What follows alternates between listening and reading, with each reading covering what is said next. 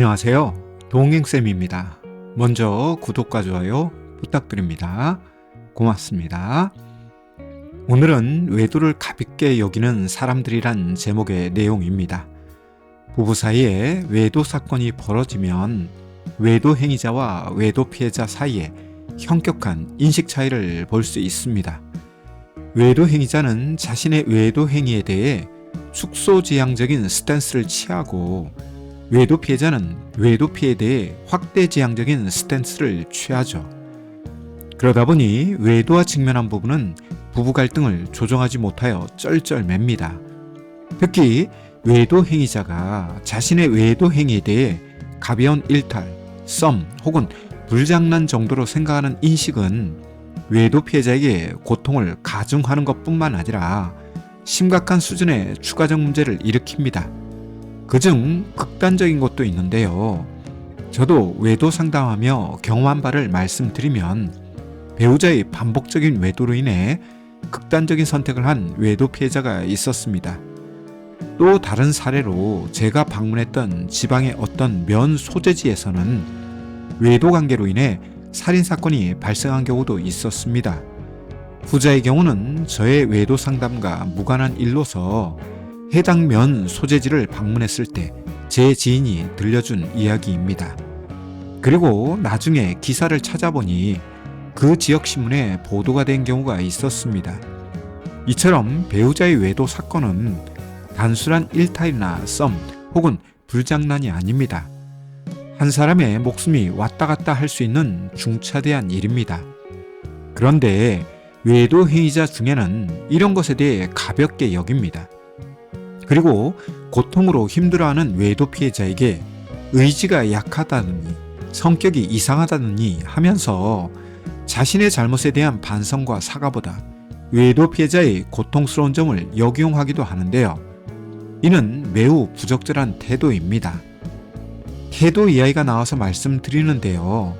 외도 피해자가 치료되는 데에 있어서 중요한 것은 외도 행위자의 태도입니다.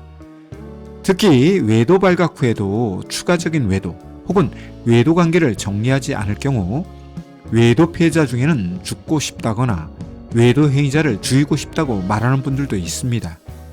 그런데 이런 외도 피해자의 심정과 고통을 외도 행위자는 잘 이해하지 못하거나 무시 및 회피하려고 합니다. 즉, 외도 발각 후 태도에서 문제가 발생하죠. 외도가 우발적이었든 혹은 계획적이었든 외도 사건을 가볍게 여기면 안 됩니다. 외도 사건으로 한 사람의 생명이 왔다 갔다 할 수 있습니다. 외도 사건은 인격적 살인이 될 수 있습니다. 또한 외도 사건은 심리적 살인이 될 수도 있죠.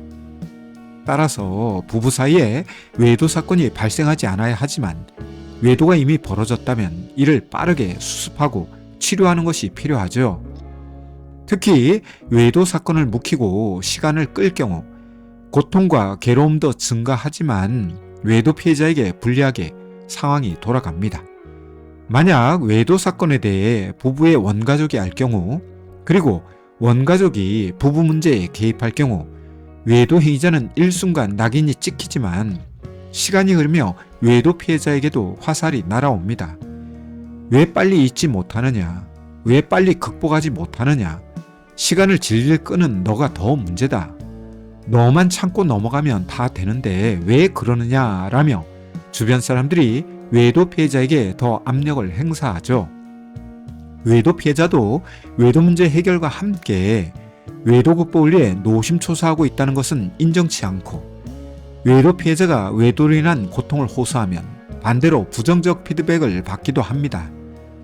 이에 외도 직면 후 시간이 흐르면 흐를수록 상황은 점점 외도 피해자에게 불리해지게 되죠.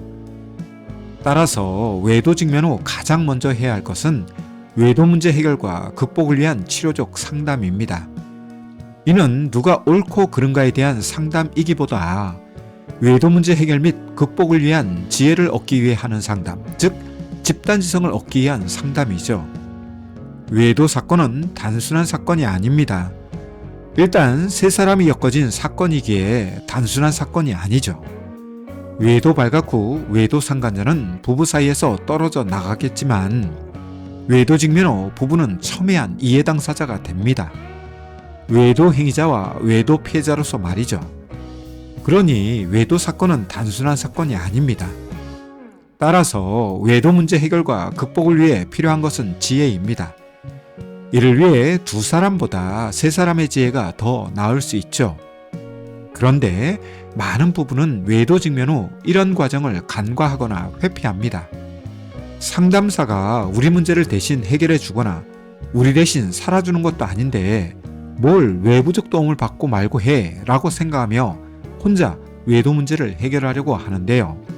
문제는 외도 직면 후 확증 편향에 빠질 경우 오히려 혼자 극복해 보겠다고 한 것이 악수가 됩니다. 이에 쉽게 갈 수 있는 길을 고생은 고생대로 하며 시간이라는 비용을 지불하고 고통이라는 길을 걸어가는 것이죠.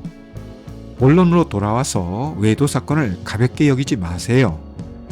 이는 외도 행위자에게 드리는 말씀이지만 외도 피해자에게도 드리는 말씀입니다. 가끔 보면 나는 외도 행위를 하지 않았는데 왜 내가 치료적 상담에 가야 하느냐고 고집을 부리는 외도 피해자도 있는데요.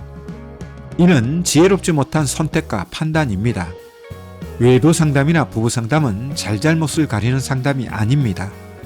외도 직면 후 상담은 고통을 다루는 상담입니다. 따라서 외도를 누가 했고 외도의 피해를 누가 보았느냐보다 지금 여기 얼마나 고통스럽냐를 먼저 보아야 합니다. 이를 위해 필요한 것이 외도 직면 후 치료적 상담이죠.